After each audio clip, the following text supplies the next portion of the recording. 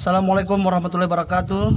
Saudara-saudaraku dimanapun berada, ya kali ini saya akan memaparkan pengalaman keagamaan dan berlaku ritual perbandingan, ajaran Siti Jenar, dan psikologi modern. Tapi sebelum itu, agar Anda tidak ketinggalan, Anda saksikan dulu, Anda dengarkan dulu audio saya yang sebelumnya itu ajaran Siti Jenar dalam timbangan psikologi agama modern. Ya, oke lah, ya biar kita tidak berlama-lama lagi. Dan nanti setelah ini juga masih banyak lagi audio-audio saya berikutnya. Agar Anda orang pertama yang mendapatkan notifikasi terbaru dari saya, jangan lupa like dan subscribe dan tekan tanda lonceng, pilih semua. Agar nanti bagaimana saya memaparkan tentang cara-cara marifat Siti Jenar. Tapi kali ini saya akan memaparkan dulu yaitu pengalaman keagamaan dan berlaku ritual perbandingan ajaran Siti Jenar dan psikologi agama modern. Psikologi modern. Antara pengalaman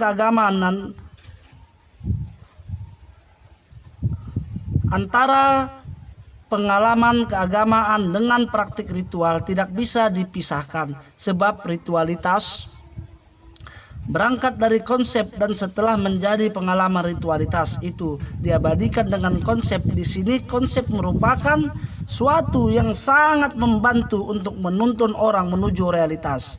Akan tetapi ketika seorang tiba di sana berhadapan dengan realitas, ia harus memahami atau mengalami realitas itu secara langsung. Kualitas lain dari konsep adalah konsep itu statis. Sementara realitas selalu berubah, konsep selalu berupa sesuatu yang beku, sementara realitas selalu mengalir. Maka bila seseorang ingin mempercayai mistik atau ingin mempelajari ilmu tasawuf, realitas merupakan sebuah keutuhan, tetapi kata-kata dan konsep-konsep memecah realitas menjadi kepingan-kepingan realitas tidak dapat ditampung oleh kata-kata atau konsep untuk bisa memahami realitas. Seseorang harus mengetahui dan melampaui pengetahuan, karenanya situasi untuk menerjemahkan sesuatu dari satu bahasa ke bahasa lain, karena setiap bahasa memotong realitas menjadi kepingan-kepingan yang berbeda. Charles Taylor mengatakan pada tahun 1975 mengemukakan 3 tingkatan proses dari tataran konsep atau ritualitas sampai pada pencapaian pengalaman keagamaan, yakni pengetahuan, situasi-situasi kesadaran, dan pengalaman spiritual. Dalam tasawuf, hal ini menyangkut syariat, tarikat, dan makrifat, serta hakikat. Cara Siti Jenar ternyata telah memenuhi kriteria kepada murid-muridnya. Siti Jenar pertama-tama mengajarkan akan asal-usul kehidupan. Kedua, diberitahu akan pintu kehidupan. Yang ketiga, tempat atau besok bila sudah hidup kekal abadi. Keempat, alam kematian, yaitu yang sedang dijalani sekarang ini. Karena pengalaman spiritual melampaui pengetahuan dan situasi kesadaran tersebut, Abraham Maslow mengatakan di dalam bukunya pada tahun 1964 dalam tesisnya menempatkan pengalaman spiritual sebagai salah satu dari pengalaman puncak. Sebab bagi Maslow pengalaman spiritual bukanlah satu-satunya pengalaman puncak, di samping pengalaman keagamaan atau pengalaman spiritual. Pengalaman puncak bisa berangkat dari buku atau musik atau kegiatan lain yang bersifat intelektual. Di sini pengalaman keagamaan dipandang sebagai realitas itu. Siti Jenar mewujudkan realitas ini dengan mengajarkan pengalaman yang pernah diperolehnya manunggaling kaula Gusti, yang secara singkat dikenal sebagai kemanunggalan atau ngilmu kesempurnaan. Pengalaman puncak dalam bentuk pengalaman spiritual tersebut, Erich Fromm pada tahun 1977 disebut sebagai kebutuhan akan kerangka orientasi, yakni suatu cara yang digunakan untuk menciptakan rasa yang terlepas dari dunia.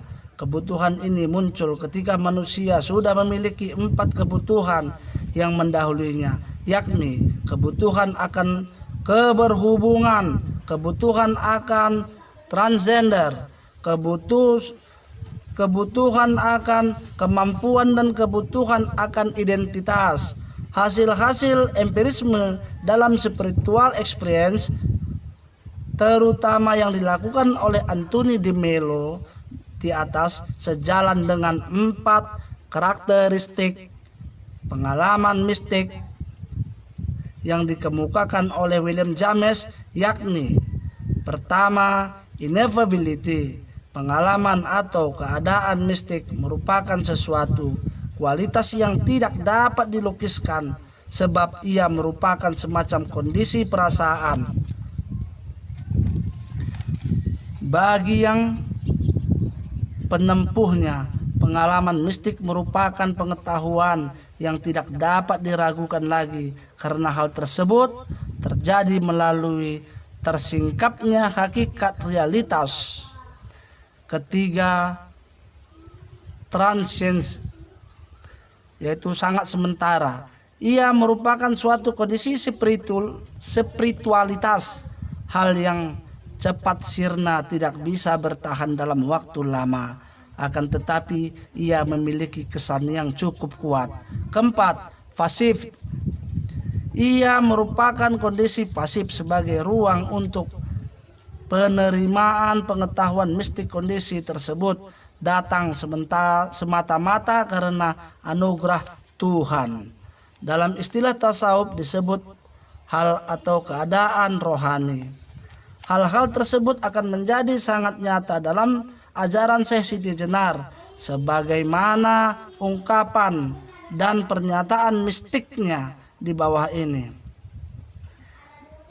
Kemana saja sunyi, senyap adanya, ke utara, selatan, barat, timur, dan tengah yang ada di sana. Hanya di sini adanya, yang ada di sini bukan wujud saya, yang ada di dalamku adalah hampa yang sunyi. Isi dalam daging tubuh adalah isi perut yang kotor, maka bukan jantung, bukan otak yang pisah dari tubuh. Laju pesat bagaikan anak panah lepas dari busur, menjelajah Mekah dan Madinah. Saya ini bukan budi, bukan angan-angan. Hati bukan pikiran yang sadar, bukan niat, bukan udara, bukan angin, bukan panas, dan bukan kekosongan atau kehampaan. Wujud saya ini jasad yang akhirnya menjadi jenazah, busuk bercampur tanah dan debu. Napas saya mengelilingi dunia, tanah, api, air, dan udara kembali ke tempat asalnya atau aslinya. Sebab semuanya barang baru, bukan asli, maka saya ini zat yang sejiwa menyukma dalam Hyang Widi. Pangeran saya bersifat jalal dan jamal, artinya maha mulia dan maha indah. Dialah yang luhur dan sangat sakti, yang berkuasa maha besar, lagi pula memiliki 20 sifat. Kuasa atas segala kehendaknya. Dialah yang maha kuasa, pangkal mula segala ilmu. Maha mulia, maha indah, maha sempurna, maha kuasa. Rupa warnanya tanpa cacat seperti hambanya. Di dalam raga manusia ia tiada tampak. Ia sangat sakti, menguasai segala yang terjadi dan menjelajahi seluruh alam semesta. Ya, seperti itulah pemaparannya, saudara-saudaraku. Sangat luar biasa jika Anda memahami dari inti-inti dari pemaparan tersebut. Lanjut. Dari F.C. Hopewell pada tahun 1988, setelah mengutip karakteristik mistik yang diungkap William James di atas, masih menambahkan 3 karakteristik dalam karyanya Mystical Study and Anthology, yakni kelima sifat yang khas dari keadaan dan pengalaman mistik adalah kehadiran akan sebuah kesadaran, kemenyatuan segala sesuatu kualitas. Keenam karakteristik lebih lanjut dari keadaan mistik adalah sense of timeless, perasaan akan ketakterbatasan waktu atau keabadian.